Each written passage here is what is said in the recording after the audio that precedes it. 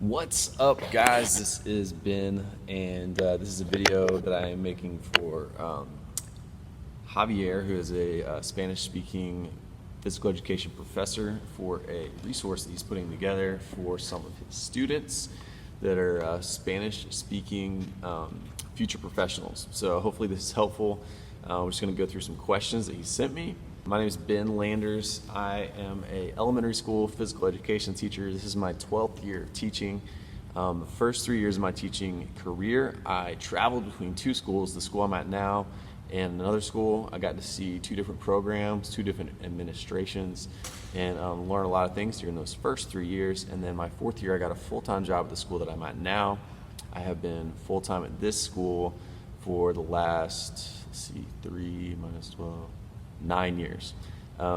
So slowly have been building the program here and getting all the things that I think will make this program more effective for students and more fun for me as a teacher as well. How old are my students? I teach anywhere from 4K, so we have two classes of 4K students up to 5th grade, and the school size is about 600 to 650 students. The attendance or the population fluctuates just depending on the year. How many hours per week do you teach PE to a regular group? Normal days are, I have 5 blocks of time per day where I'm teaching classes. So normally I have 6 classes a day, and 2 of those classes are short kindergarten classes. So my normal class is a 50-minute class once a week, and that's for 1st through 5th. And then my kindergarten students, we trade with the other related areas, and we do 25 minutes twice a week. So everybody in the school gets 50 minutes of physical education each week. Yes, it's not very much, unfortunately. That's just the standard where I live for most schools. For us to get more, they would have to hire more teachers, and possibly a lot of schools get more equipment, and space is a big concern. They might have oversized classes. So there are a few schools, usually if the school is a little bit smaller, they might be able to get more physical education. Like if we only had 300 students, then obviously there would be more time in the schedule to be able to fit the classes in. They could get it twice a week instead of once a week. But yeah, so that's the standard pretty much at most schools where I'm at, is once a week, 50 minutes of physical education. When did you start making videos and uploading them, and why? I started making videos probably my 2nd or 3rd year teaching, just because I wanted to be able to share the things that I was doing in PE. I thought it would be helpful for others. I like helping other people. I like the aspect of taking a little bit of time to make this video, for example, and then if I put this on YouTube, there's an opportunity for thousands and thousands of people to see it. And so I like having one-on-one conversations with people, but I also like the ability of a video to scale and help tons and tons of people. So when I started to see the amount of views that some of the videos were getting, and I started to see some comments that people were being helped by the videos, that motivated me to keep on making more videos, to try to create more helpful resources. And that's what led me to start the blog and create the resource and curriculum website to help more PE teachers, and basically just to try to create the resource that I wish I had had as a first-year teacher. So that's kind of the genesis of the whole thing. I've always enjoyed making videos and communicating with a camera. Since I was a kid, me and my friends would always make funny videos and do skits, and anytime we had a project at school, like for English paper, I would always talk to the teacher and try to negotiate. Instead of writing like a 5-page paper, I would create a 5-minute video as the project. So I've always enjoyed doing that, and I just really like photography and videography. Do you think PE is a good subject to teach another subject? I think that movement and physical education is a great avenue to teach multiple subjects. I don't do a lot of integration of like math or English into my subject because I have such a limited time. So the kids get math and English every day. They get physical education once a week. So I feel my priority as a PE teacher is to focus on those physical and movement skills. But I do think that it's a great way to help kids remember and help kids to learn. A lot of kids are going to be able to remember math or remember English much better if the classroom teachers integrate movement into that. Or if I had more time with my kids, I could integrate more of those subjects into my curriculum as well. It's just hard to fit those things in when you're also really struggling to even hit just the basics of your own curriculum and your own standards. Tell us how a regular PE set lesson for you goes in terms of planning, warm up, the main part, and the cool down. So there's a lot of information about this on my website. You can check out a link, thePEspecialist.com/hacks, HACKS, for kind of an overview of my whole management system. But basically, the kids come in, I tell them a quick hello, give them a quick overview, and then we get started with the instant activity. An instant activity will change daily. I have a TV in my gym, so sometimes we'll do a follow the leader style activity, follow the leader video. Many times we'll do a quick walk and jog around the room, so they'll walk the short lines, jog the long lines. Sometimes I will put out hurdles, or we'll practice different locomotors like skipping, sliding, jogging. And other times we might do like a quick game of tag, or something that the kids already know how to do that I can just do very quickly. Normally my warm-up or my instant activity only takes 2 to 3 minutes.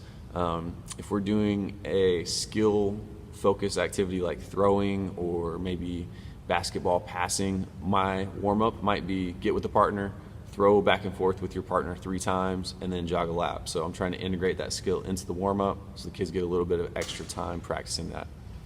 The main part of the lesson, after the warm-up, we go to what I call home-based spots. And I will link up a video for that as well if you would like to check out how that works. Basically, I have a little grid system on my walls where the kids have a assigned spot where they sit down, and I'm able to take roll quickly. What's up? Sorry, that was a question. Another teacher had a question for me, but I am back with you. Let's see, the main part of the lesson after the home-based spots, we do a quick assessment, quick roll, and then we do the main focus, which is normally like a skill or a game focused on a skill. It really just depends on what the grade level outcome we are trying to reach that day is, but there are a lot of sample lessons. If you want to kind of see how I structure that, you can head over to my website and go to the resources page. There's a ton of different examples.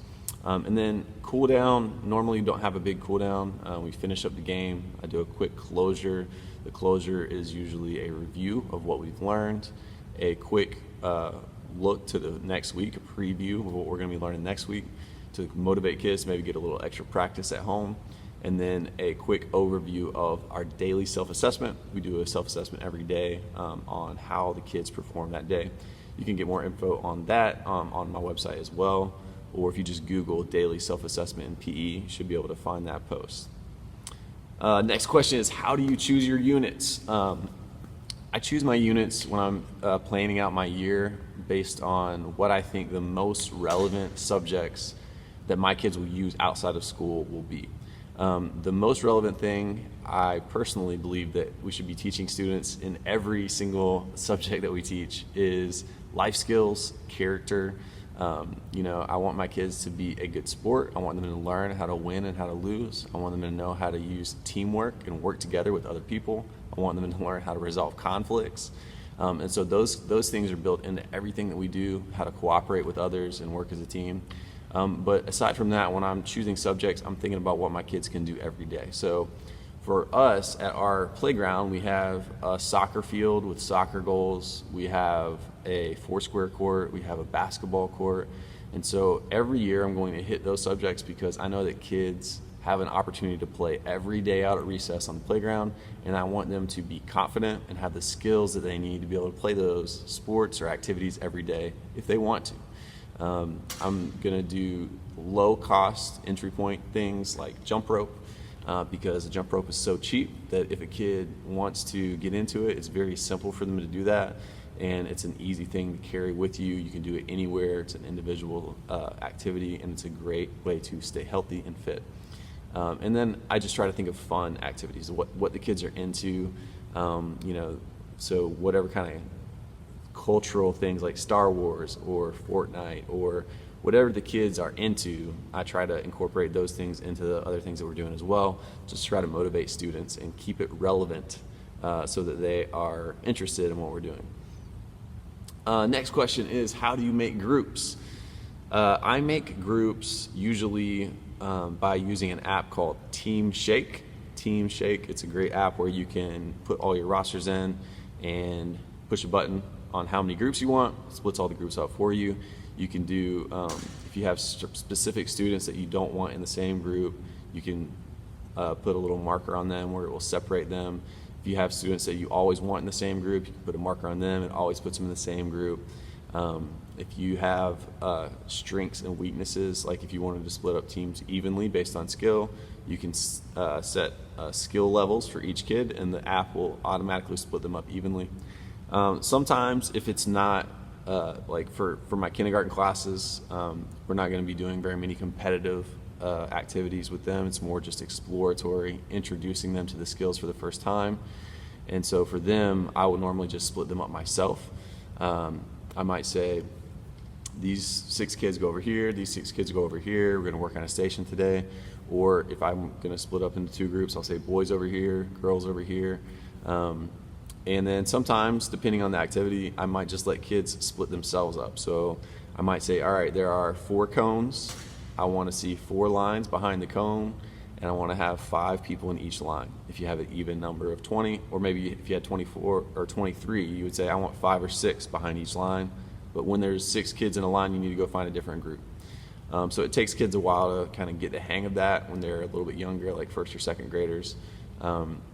And I will allow kids to make their own groups unless it becomes a problem, in which case I would use Teamshake. So like if I see the same person who seems to be struggling finding a group, or maybe feels like they're getting left out, then I will just use Teamshake to make the groups myself very quickly. So that's what I do with groups. There are lots of ways to make groups. You can always use a deck of cards and just, if your hearts, come over here. If your clubs, come over here. You can use a bunch of wristbands. Sometimes I'll get, if I had 20 kids, I would get 5 colors of wristbands, like green, red, blue, and yellow. And the kids would come in, they'll stick their hand in a bucket, grab one wristband, all the reds go over here, all the blues, all the yellows, all the greens. So there's a lot of different ways. Usually I just try to do the quickest and most efficient thing because I'm trying to save time. Let's see. How do you deal with misbehavior? So we have very clear expectations of our rules and consequences. I will link those up down below, and if you want more information on that. But I laid out at the very beginning of the year very clearly, this is what happens if you can't follow the PE rules, and we just stick to those consequences. I have a 3-strike system, so strike 1 is a warning, strike 2 is a refocus, which basically means timeout. So the kid goes over and sits on the wall for a couple of minutes. I'll come and talk to them, and when I talk to them, it's always the exact same conversation. I say, hey, do you know why you had to come and sit out over here? And then if the kid says no, we'll talk about it till they understand what they did wrong or what expectation they did not follow.